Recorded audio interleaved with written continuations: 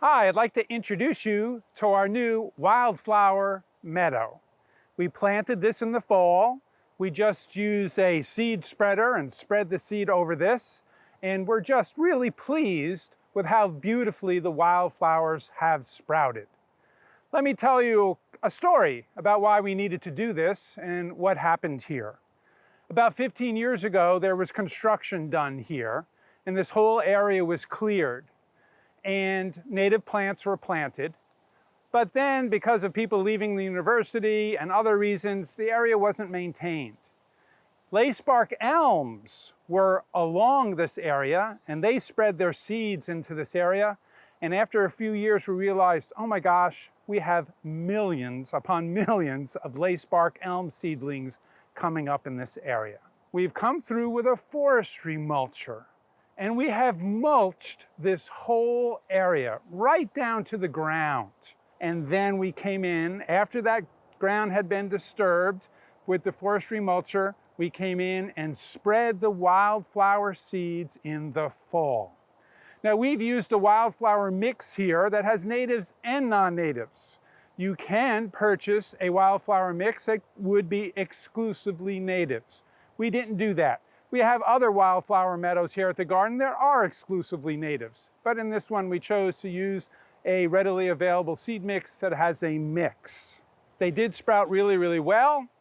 Now we have the challenge of maintaining this. Just because it's wildflowers doesn't mean it's no maintenance. There's no such thing as a no maintenance landscape. We have to come in here now and, first off, take care of the lace sparks that are re-sprouting.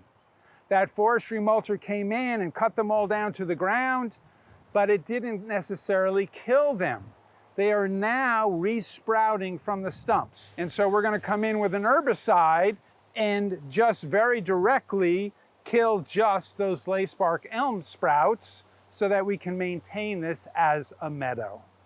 So, we have not irrigated this. We have not had much rain this spring, so we're very pleased at how well this looks, how well these have sprouted out with almost no rain.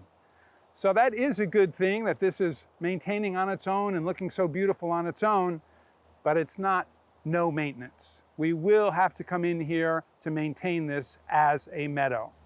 The other thing that's really important is when you have a meadow, a wildflower meadow, is to leave the plants alone while they produce seed heads. Let those seeds dry and fall to the ground so that they will be next year's flowers. As a matter of fact, some people say wildflower gardens aren't good until the second or third year because it takes some time for the seeds to germinate and for those flowers to bloom. So this is our new wildflower meadow, just planted it in the fall. So this is not multiple years old, this is brand new. We wanted to keep the soil from eroding, so we wanted to establish something in here very quickly, so we just spread that wildflower seed, and we're really pleased with how it turned out. We think it's beautiful. Now we're gonna keep maintaining it, keep the lace barks from resprouting. Maybe we'll find other invasives that we don't like and we'll get rid of them as well. But no such thing as no maintenance. Gardens always require work, but gardens always have wonderful rewards.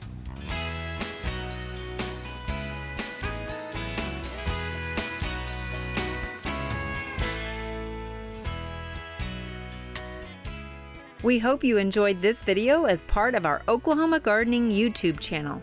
You can also find even more videos on the OK Gardening Classics YouTube channel. And join us on social media for great gardening tips, photos, and discussion.